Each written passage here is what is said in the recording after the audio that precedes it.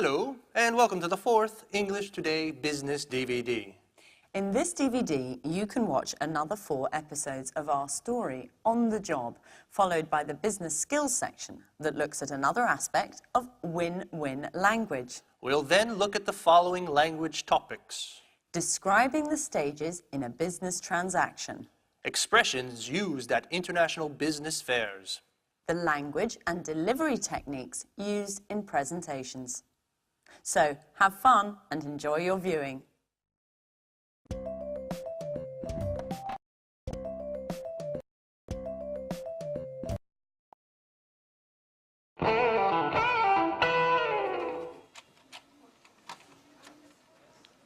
Who's in charge of delivery to the Blue Moon bookshop? Ann and I. Why? They've just telephoned complaining that they haven't received anything yet. Well, that's impossible. I sent the delivery 5 days ago. That's just it. I don't understand what could have happened. The merchandise should have arrived by now. Anne, call the shipping agents to find out what's up.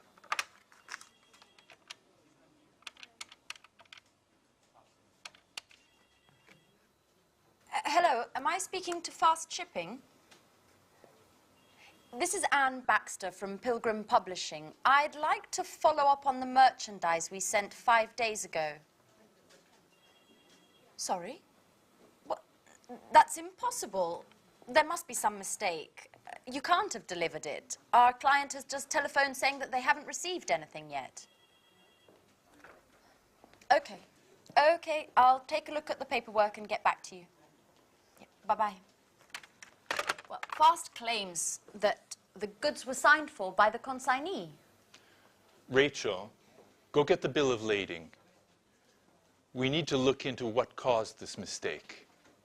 Gary, are you sure you provided the exact address? Certainly, I still remember it. It's 35 Lafayette Avenue, Orange. That's it, all right. What about the duty? Do you remember paying it? Duty? Excuse me, Mr. Stevens, but we're EU members and aren't required to pay duty. Merchandise is free to move between the member states, and duty is no longer required, nor is documentation. EU? What does Europe have to do with it? Excuse me, but Orange is in France, isn't it? Good God, Gary. Blue Moon is in Orange, but not in France. Orange is a city in Massachusetts, USA. Call the bookshop immediately. What an idiot. That's why I paid less on freight charges than was budgeted.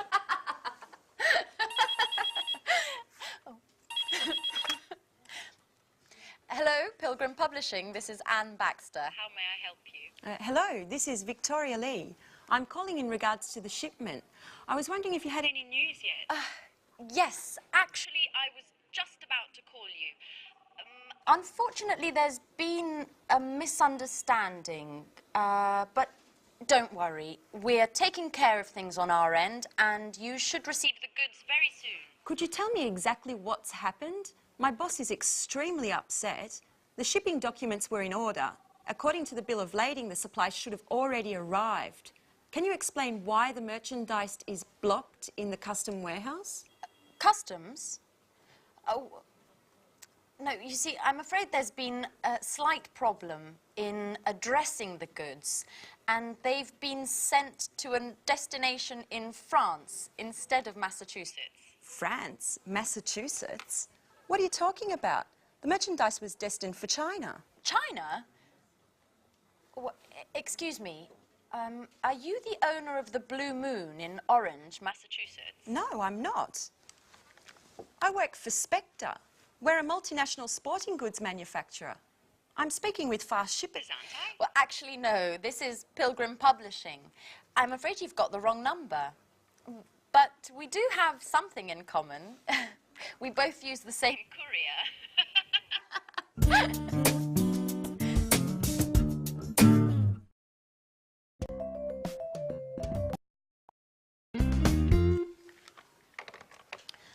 Life is funny.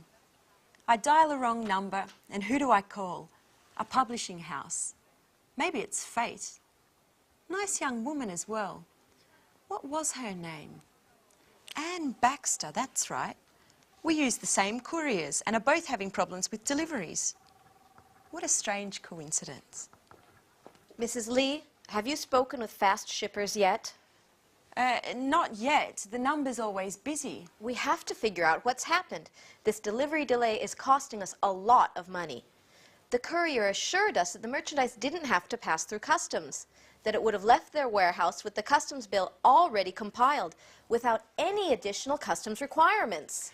That's right. Considering the shipping costs, they're so high because they include all international delivery costs, such as transit, loading and unloading, assembly, and warehouse storage costs. Just a moment. I've got it. Did you remember to attach the certificate of origin, Mrs. Lee? The certificate of origin? I don't really know what that is. It's never been required for our shipments. The certificate of origin is that document which states the merchandise's country of origin for customs purposes. It's absolutely necessary for companies doing business in countries which don't belong to the EU, provided upon customs officials' request. And China is one of those countries. I'm sorry, Mrs. Collins. I didn't know. I swear it. Up until now, I've never taken care of shipments. This is going to be one very expensive mistake. Oh, by the way, I'll be taking our losses caused by this delay out of your salary.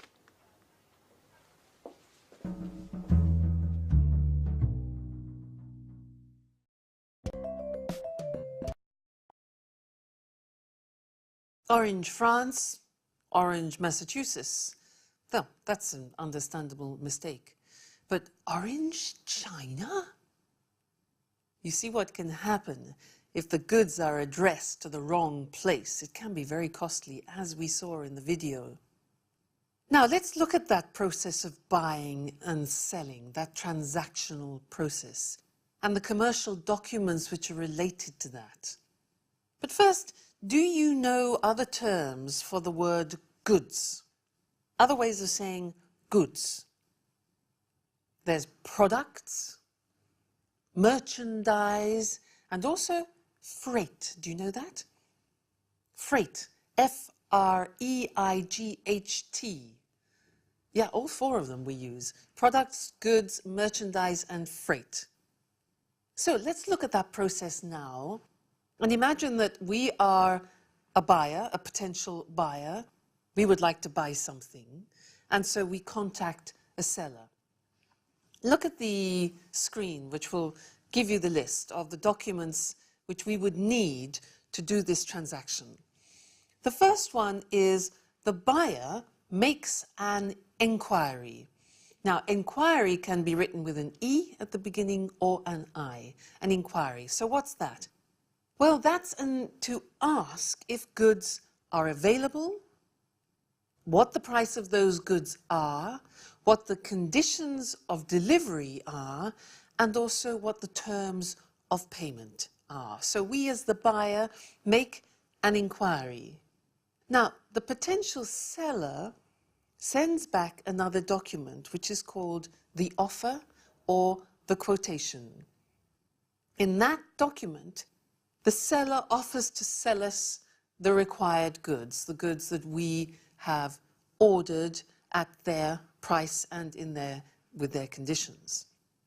After that, we as the buyer decide if we want to go ahead.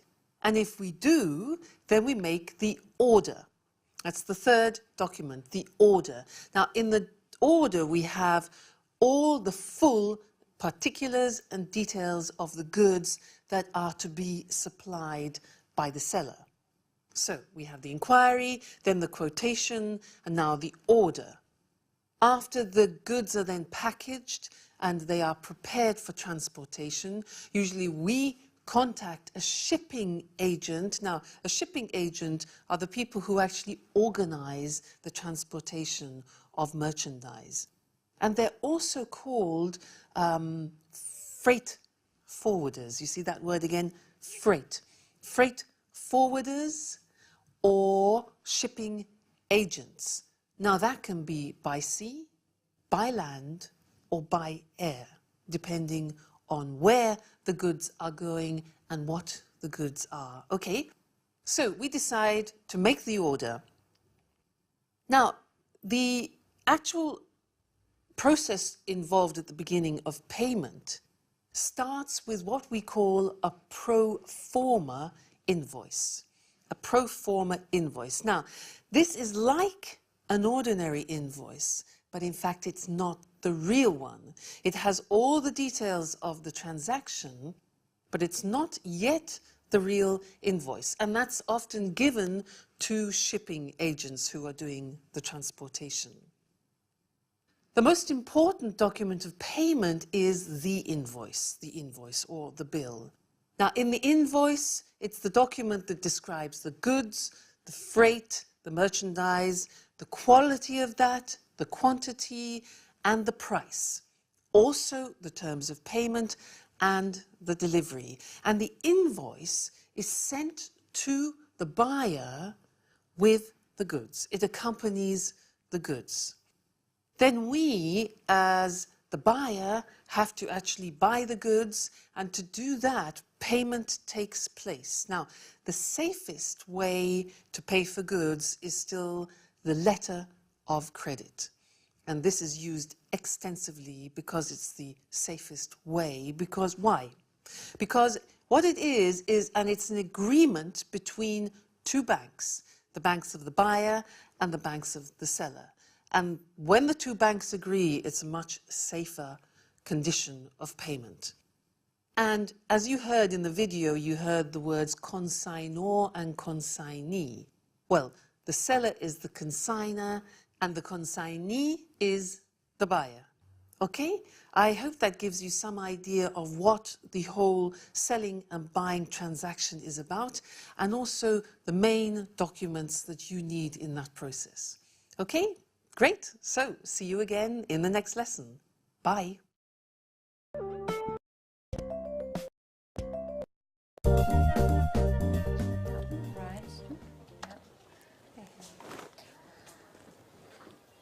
Welcome back, Gary. How was the International Book Fair in Frankfurt? Great. I cultivated a number of interesting contacts that could lead to great opportunities. I also participated in a very important conference on the current state of affairs in the international book market. Oh, do tell, Gary. Yes, okay, but just a brief summary because I've really got to get going. Mr. Stevens wants a report on the trade fair ASAP, and I've been away for 3 days, so I've got a ton of work to catch up on.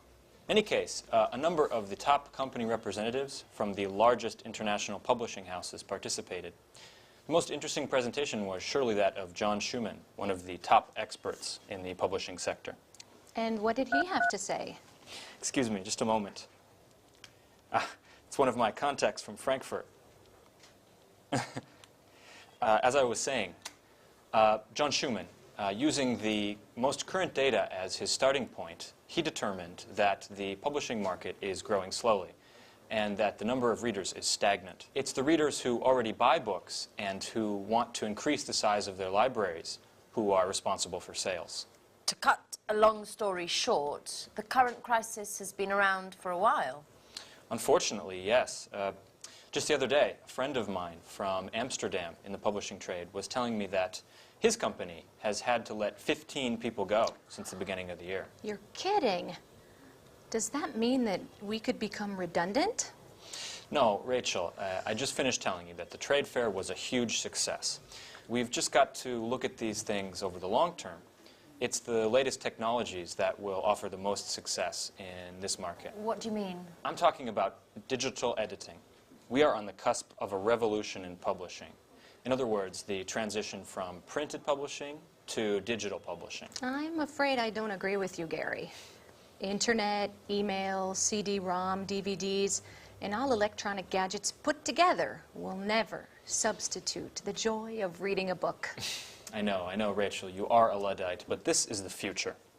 The owner of a multimedia publishing house from Stockholm told me that they were able to greatly lower production, distribution, and warehousing costs, all due to digital publishing. Not only that, but just think of the level of interaction we can achieve with readers via internet. And besides that, just a moment, excuse me. I bet it's one of your important contacts from Frankfurt. Yes, as a matter of fact, it is. Judging from your expression, I'd say that these contacts are mostly female.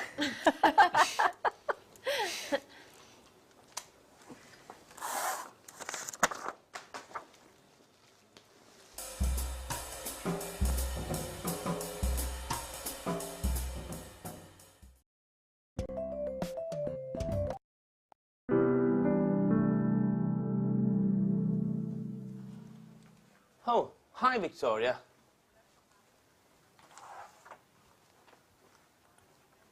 Why weren't you at the meeting this morning? Which meeting?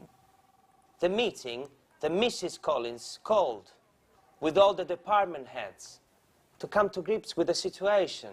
And I quote, to discuss the means with which we can improve both production and company efficiencies. No one told me anything. I bet she did that on purpose, my darling boss. She wanted to get back at me for a mistake I made on a shipment. She always keeps me out of the loop on all the important developments and makes me do the work of a secretary. I hate her. Come on, Victoria, chin up. Things will get better. I'm not sure about that, Paul. Anyway, tell me, what did you discuss at the meeting? Well, you can imagine the tone that Mrs. Collins used. She prefers cold and distant. She urged us all to work even harder to overcome this difficult moment for the company. According to her, we should be working 24/7, 365. Listen to this. She told the warehouse manager to calculate the efficiency of workers more precisely as they go about their tasks, and if necessary, to lengthen their hours. Then she invited Mr. Rover, the personnel director, to evaluate the necessity of any new hiring. She told him that from now on, each and every short-term or long-term plan must first be evaluated and approved by her. I always said she was a dictator. Yeah. And she claims that we should be delighted at her flexibility, and that many corporate heads she knows would just resort with a huge personnel cuts to improve the situation. Oh, what an understanding woman. You bet. Then she added that companies need to meet deadlines and to work within strict budget in order to keep clients satisfied and remain competitive in the market. Finally, referring to you, she reminded us all that delays and errors in projects are absolutely unacceptable. What are you doing, Victoria? Are you taking notes? No, I'm writing my letter of resignation.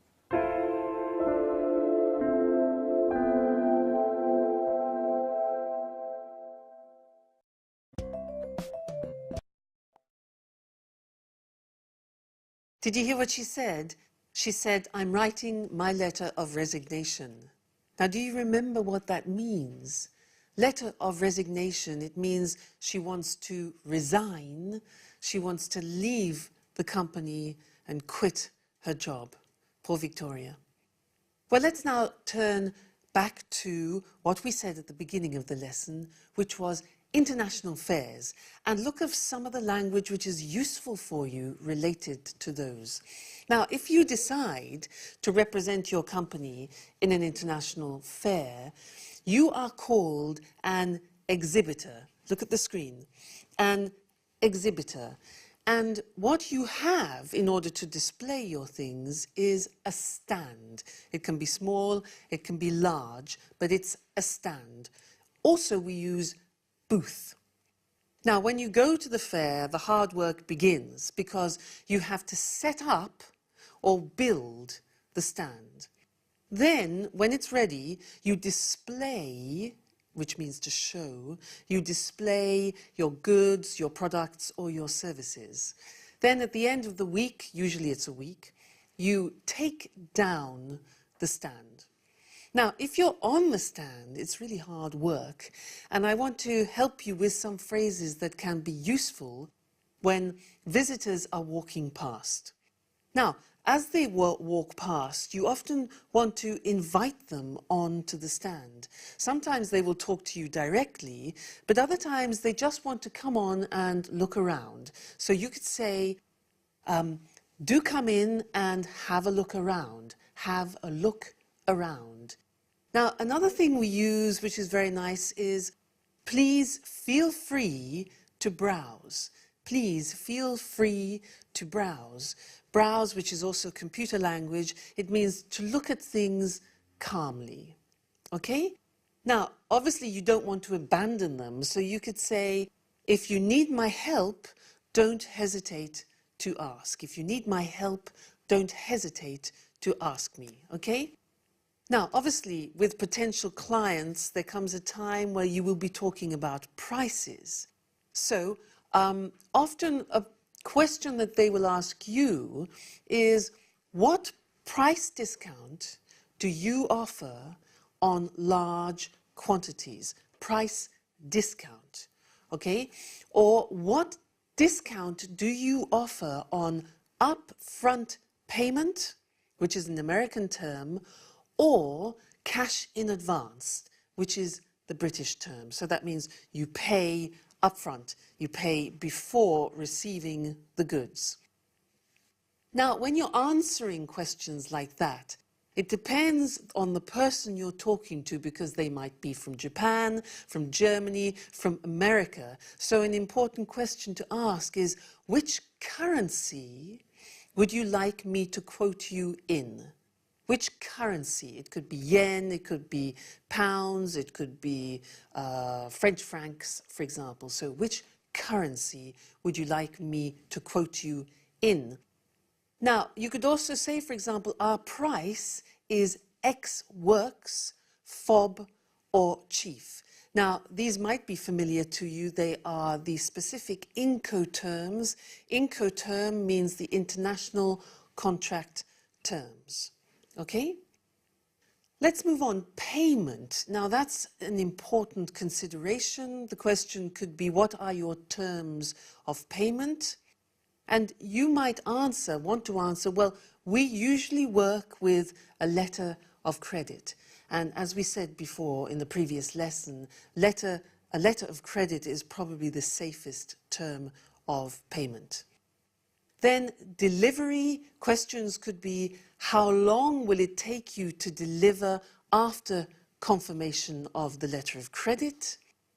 Other possibilities are, they will ask you, what are your delivery conditions? Can you shorten your delivery time? Now, shorten means reduce it. So can you shorten your delivery time to, for example, 15 days? And another thing is transportation. Which freight forwarders, do you remember that? Shipping agents. Which shipping agents or freight forwarders do you use? Now, if you have to produce things, then you could ask the question, for example, or state, we need 60 days production time. Another word for production time is lead time. So we need 60 days production time, lead time from receipt of the letter of credit. That's very important. These conditions are extremely important to state at the beginning of your business relationships. Then, when you've talked and when it's time for the client to leave, you exchange business cards. So you could say, here is my business card with our company details.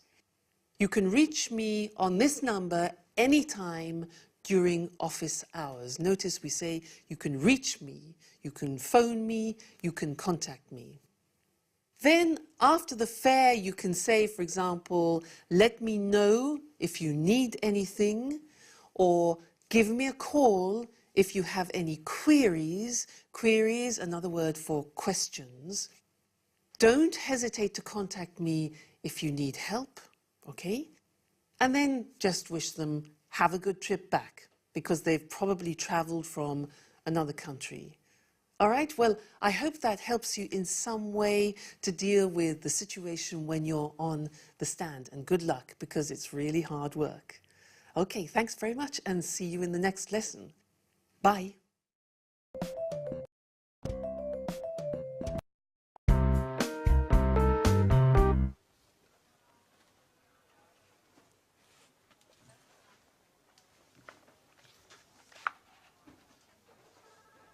Paul, Don't tell me this is true. Are you really gonna leave? yes, Paul. I just can't stay here. Since Mrs. Collins has arrived, the work climate has become unbearable. She never misses an opportunity to humiliate me and to assign me the most demeaning tasks. And what are you gonna do now? Well, I've got in touch with a number of companies. This afternoon, for example, I have an interview with a publishing house. Publishing house? You're not gonna become an author, are you? Precisely. You know it's always been a dream of mine. I don't think the interview is going to focus on my literary talents. But, Paul, you look awful. What's the matter? I'm a bit concerned about things. We're having a meeting with the major shareholders of Spectre to take a look at the balance sheets. And is that a problem? Well, as you know, the year-end balance sheets provide an overview of the economical, fiscal and fiduciary effectiveness of our management. And I certainly hope that scrutinizing the books won't uncover inconvenient discrepancies that could lead to a change of a company leadership. What exactly are you referring to? As you know, things haven't been rosy lately, even if there has been a slight improvement in share prices during the last quarter. However, at the same time, the outstanding debts to our suppliers have also increased. In other words, our revenues don't cover our expenses. The situation is serious then. That's right. I'm afraid we'll need to resort to additional outside financing. I've been calculating the various balance sheets entries to understand what's causing our debts and try to develop a plan of attack to get our weak points under control. The results are anything but encouraging. As you well know, the solidity and integrity of our financial core assets are indispensable to keeping our production capabilities intact and revenues flowing. I certainly wouldn't want to be in your shoes at the meeting. No kidding. I'm predicting lightning and thunder. I wish I didn't have to participate. Perhaps I could come down with a sudden case of flu or something. How about kidney inflammation accompanied by high fever caused by a highly contagious virus mysteriously present in the company? You'll laugh, but now that you won't be here, I'll have to double the work. By the way, they don't happen to need someone else at the publishing house you were speaking about. So you're a secret author as well? No, but I can do a lot of things. For example, use a computer, make photocopies, send faxes. That should be enough, shouldn't it? What a clown. I'm going to miss your jokes, Paul.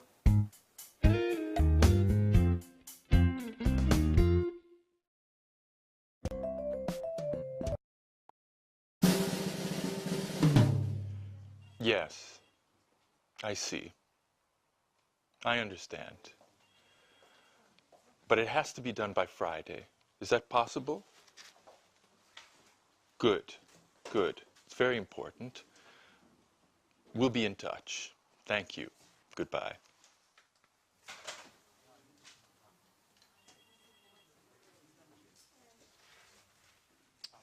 Mrs. Lee, you've got an exceptional CV. Well, thank you, Mr. Stevens. I don't quite understand why you left Spectre.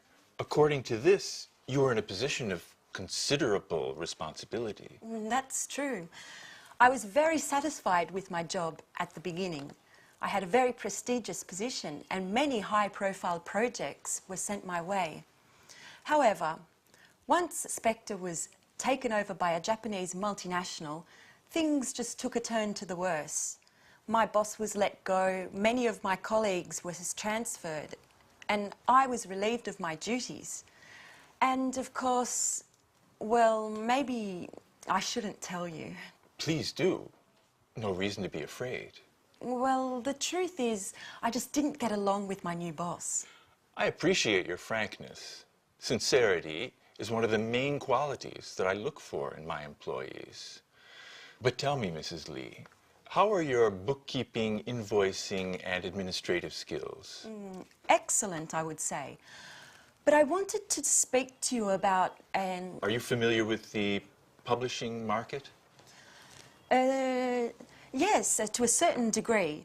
But as I was saying, ever since I was a child, I've always been fascinated by... You can tell me about your dreams at another time, Mrs. Lee. Currently, we're busy with our year-end balance sheet, and I need a well-trained assistant to prepare an assessment of our administrative expenses and to study our assets and liabilities. You, considering your experiences, appear to be a perfect fit. Well, thank you, Mr. Stevens. But once this emergency has blown over, I was wondering if perhaps you could take me into consideration as Yes? an author. I'm quite talented. My literature professor at university used to encourage me. This is not a school, Mrs. Lee. I got in touch with you to speak to you about our marketing office. That's what I'd like to hire you for. Please don't be offended, but keep your dreams to yourself for the moment. As far as books are concerned, we can get started on the bookkeeping immediately. Certainly. But later? We'll see. We'll see.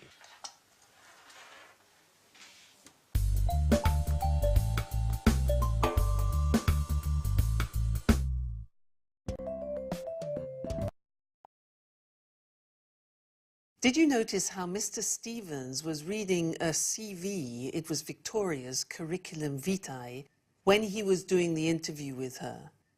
Well, often, in reality, people doing interviews don't have time to read the whole CV. And so, if you're in the interview, you have to look at the information very quickly and just get the general understanding of it. So what he was doing, he was skimming for important information. And that's what I want to talk to you about now, are the 4 skills that we use for reading, which are skimming, scanning, extensive reading, and intensive reading. So let's call on the screen to look at those.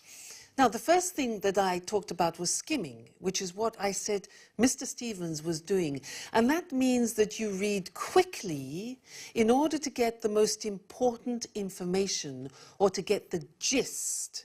The gist is the general understanding, the most important information, to get the gist. And this is what you will do in your job, for example, if you have to read a newspaper quickly, magazines, business and travel brochures, for example. So you read them quickly to pick out the important information. That's skimming. The second one is scanning.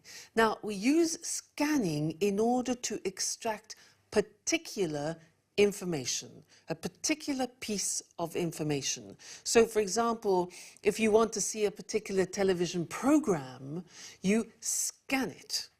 If you want to think about travel, if you want to see what train or what plane leaves, a train or a plane schedule, you scan it and pick out the particular information important for you.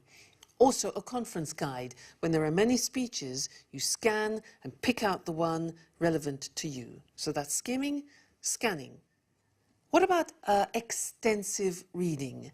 Now, extensive reading is the type of reading you use when you want to obtain a general understanding about a subject. So, for example, it could mean for you reading a market strategy book, or a novel, or a magazine article which is related to your job. So, extensive reading for general understanding. And the last one is the intensive reading, and that is for very close, very accurate reading for detail. And that's where you read for every word. It's important to understand every word and every fact, obviously. And in this case, you would use it with like a bookkeeping report, very important to look at the details, an insurance claim, or for contracts, terribly important to read every word. That is intensive reading. So remember that when you're in your workplace, it's important to be able to move between skimming, scanning, extensive reading and intensive reading. Sometimes in English, you are tempted to want to understand every word. So you use a dictionary. It takes ages. It's just not necessary. Remember, check on what the task is that you want to achieve and then choose whether you need to skim or scan, and don't bother about the words that you don't understand. Go for the particular information. All right? So happy reading. Bye and see you in the next lesson.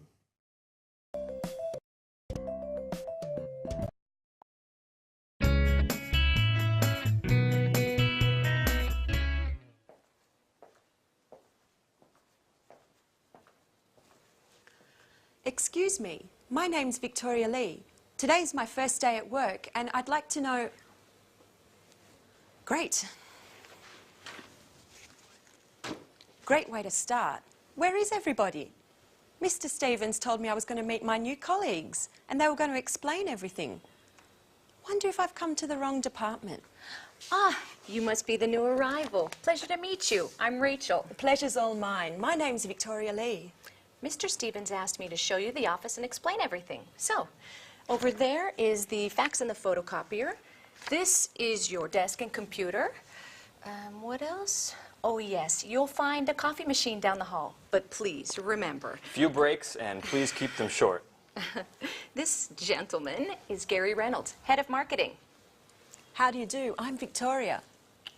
Mr. Stevens tells me that we're going to be working closely together. I must say, it's quite a pleasure to spend so much time with such a lovely young lady. Happily married woman, married with a son, as a matter of fact. Well done, Victoria. Let him know who's who. Gary's the kind of guy who can't control himself with attractive women. Thank you for the compliment, Rachel. Let's get down to work. Here's an analysis of last year's investments. As you can see, we've consistently improved our bottom line in all sectors, even if, as far as I'm concerned, we need to move more aggressively into the market. What exactly do you mean? Well, improve our e-commerce play, for example. Let's imagine for a moment that Pilgrim were to develop an advanced online catalog that would allow users to purchase directly online. Don't you think that this way we could dramatically cut our distribution costs? Certainly, but what does Mr. Stevens think? Well, he's a bit old school in his way of thinking. According to his worldview, we should focus on sales through more traditional channels. I, on the other hand, would be thrilled if you saw things more along my lines. Why don't we develop a realistic marketing strategy that includes possible e-commerce earnings? Perhaps we could convince him together. I'm afraid I can't at the moment, Gary. I've got to focus on the bookkeeping to begin with. Listen, why don't we have a little dinner together tonight and then continue working at my house? I'm married, remember, Gary?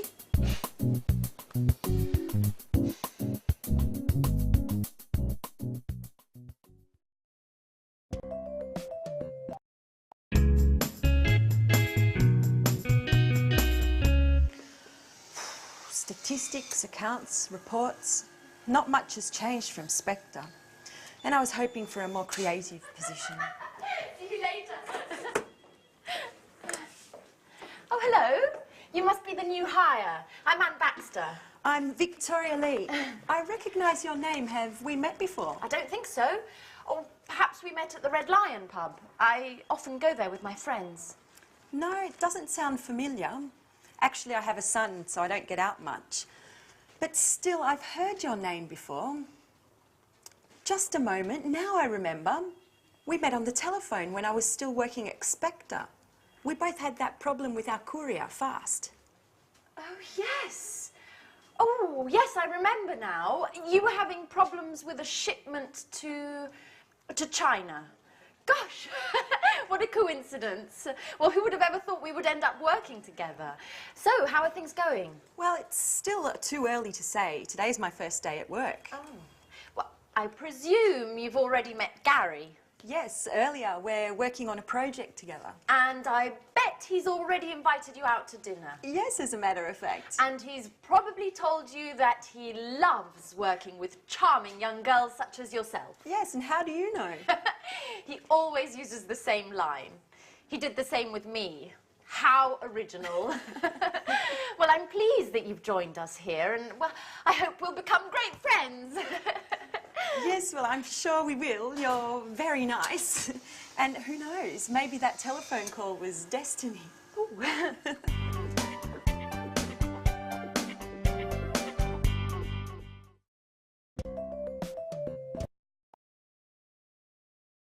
So let's talk about making presentations. I think it's very important when you decide to make a presentation to give it a good structure, because that will help you when you're actually giving it. So let's look at some of the language which will help you give the presentation structure, okay? And let's call on the screen to help us with that. First, it's important to draw everybody's attention to make sure people are quiet. So you could say, for example, shall we start? Shall we begin? Or let's get started. All right, now those are ways to draw the attention of the audience. Then you need to greet them. So you could say, for example, good morning, everyone, which is quite informal. Good morning, everyone. More formal would be, good morning, ladies and gentlemen. That's more formal. So you greet them. Then you introduce yourself. So it would be like this. And an example would be, let's get started. Good morning, everyone. Let me introduce myself. My name is Louise Evans, and I'm in charge of marketing. Okay, so you give your name and also your position of responsibility in the company. So you can say, I'm in charge of, or I'm responsible for marketing. Then you need to introduce the topic of your presentation. So you could say, the aim or the purpose, watch the pronunciation, the aim or the purpose or the objective of my presentation today is to talk about the marketing strategy. So 3 words, aim, objective, or purpose. Good. You could also say, for example, I'd like to give you a brief overview or an outline. Now that's quite similar to summary. It means a general picture. So I'd like to give you an overview or an outline of our marketing strategy. Then you need to usually divide the presentation up into 3 or 4 or 5 points. So we could say, I'll divide my presentation up into 4. Notice we say, I'll divide my presentation up into. It's quite complicated, that. I'll divide my presentation up into 4 points. Now, another word for points is items, or we could say headings, areas, sections, or subjects. Please don't say arguments, because an argument means a heated conversation between 2 people. So, I'll divide my presentation up into 4 main points, items, headings, areas, sections, or subjects. Then you need to look at the verbs that you can use, because you can say then, firstly, I'd like to discuss the marketing strategy. I'd like to introduce the marketing strategy. I'd like to look at is the same as analyze or consider. I'd like to explain, that means talk about the details so that people understand. I'd like to examine, I'd like to show, and I'd like to illustrate. These are the main verbs that you would use when describing what you're going to do. So firstly, you can say firstly, secondly, and finally, or last of all. So you see, you divide it up into sections. Firstly, secondly, finally, last of all. Now, it's often a good idea to talk about the duration, the length of your presentation, because often business presentations can be too long and boring. And if you say, for example, my presentation shouldn't take longer than 30 minutes, people are psychologically prepared and feel happier that they're not going to have to sit through a whole load of slides and a long, long explanation. Give them a time reference. Then, you need to decide when you're giving your presentation if you want people to interrupt you during it or if they should ask questions at the end of your presentation. Now, if you want to invite participation during the presentation, you could say, for example, please feel free to interrupt if anything's not clear, okay?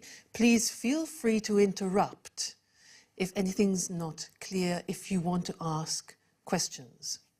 Now, sometimes in a shorter presentation, you would prefer to take questions at the end of the presentation. So you could say something like this.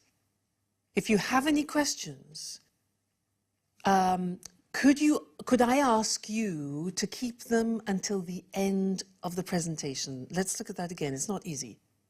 If you have any questions, could I ask you to keep them until the end of the presentation, when I'll be very happy to answer them?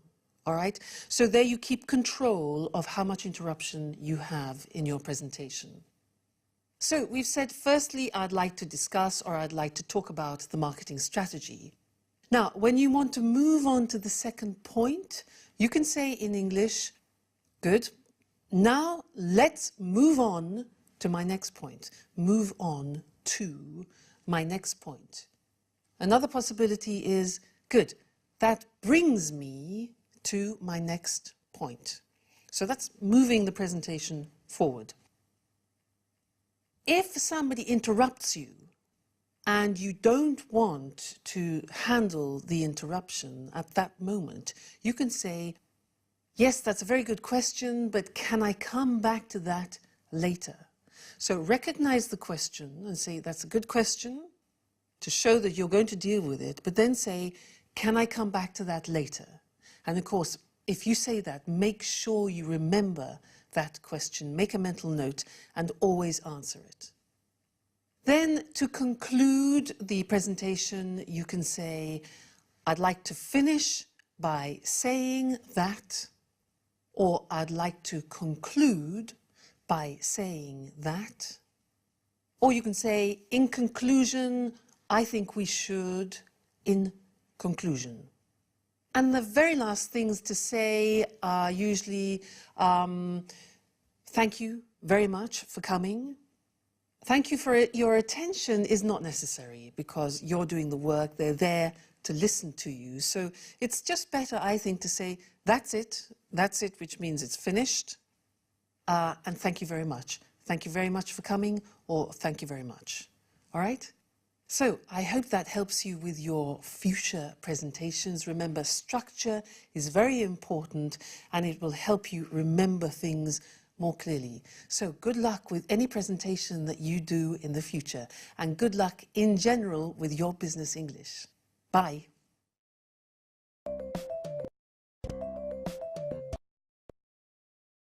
Hello, and here we are for the last Business Talk program. Hi there. Today we'll look again at win-win language, but this time we'll concentrate on the language of negotiation and small talk. We saw last time that those three fundamental points, organization, simplicity, and appropriate language, are very important in any context.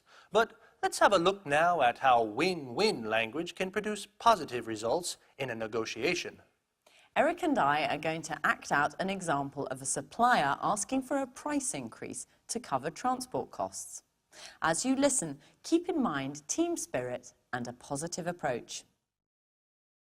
Listen, James, I'm afraid we're going to have to increase the cost of our deliveries to you. We can't go on delivering at the price we agreed last year. The cost of fuel is too high at the moment. I'm sorry, Carol, but I can't accept any changes to our agreement at the moment. But James, we're losing money on every delivery we make. We have to do something. I think my company would prefer to look for another supplier in that case. I'm really not prepared to change what we agree. I'm sure other suppliers will be just as expensive, and you know we've always met our deadlines. No. Either you keep to your agreement, or I'm going to look for another supplier. Now, this was a typical I win, you lose situation. Okay, now let's have a look at a possible outcome if win-win language had been applied. Listen, James, I'm afraid we're going to have to increase the cost of our deliveries to you. We can't go on delivering at the prices we agreed last year. The cost of fuel is too high at the moment. Carol, this is very difficult. Let's try to see if we can find an alternative solution. Good idea. Why don't we try to break down your costs and see if we can help you make some savings? Well, as I said, the problem is simple. It's the high cost of fuel. How about trying to reduce the number of trips? If we can order in bigger quantities, surely you can save on the fuel. It might be possible. Give me some time to make some calculations. Okay, shall we talk tomorrow and see if we can reach an agreement that works for both of us? The result in this situation is very different. Eric was friendlier in his approach and didn't immediately turn down my request. First, he tried to find out exactly what I wanted. Yes, the idea is to look for alternative solutions that make both parties happy. Let's have a look now at how the same language I used in the negotiation can also work in a more informal situation like a business lunch. This time, we're deciding where to go for dinner this evening. A clear I win, you lose situation would be... What would you like to do this evening? I'd like to go to a fish restaurant. Unfortunately, my wife doesn't like fish. Well, I'm sure the restaurant will serve something else for her. Well, yes, all right. I know a good fish restaurant. Could you pick me up at the hotel? Yeah, sure. This time I'll apply some win-win language. Let's see what happens.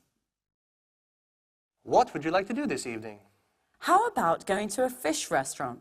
Does your wife like fish? Unfortunately, she doesn't. No problem. Why don't we try to find a restaurant that your wife likes that can offer me some good fish as well? Great idea. I think you'll like her favorite restaurant. They do fish, too. Fine. Let's meet at the restaurant. I can take a taxi from the hotel. Oh, of course not. We'll pick you up at the hotel. Okay, well, we haven't got time for anything else today, so goodbye. Bye-bye.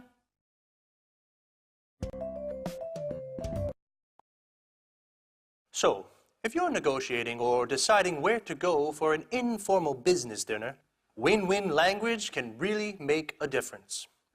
Let's have a look at the 4 phrases used in both win-win situations that made this difference. How about trying to reduce the number of trips? Why don't we? Why don't we try to find a restaurant that your wife likes? Let's try to see if we can find an alternative solution. Shall we? What time shall we meet?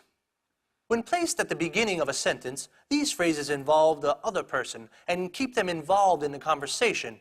Even in informal situations, it's important that no one comes away feeling they've lost. So this technique can be very useful. The key to small talk is simplicity. Use open questions. Where did you go on holiday last year? They keep the conversation going. Try not to use closed questions. Did you go on holiday last year? They only require a yes or no answer, which can often finish a conversation. Prepare some simple responses to things that people may tell you. That's interesting. Congratulations. Oh, how terrible. That's too bad. Fantastic. Amazing. Most important, prepare an appropriate way to say goodbye. I think it's time for me to get back to the hotel. Thank you for a lovely evening. I'm afraid I have to be leaving soon. I still have to finish some work. It's been wonderful meeting all of you. Well, it's been really nice talking to you. Use win-win language and everyone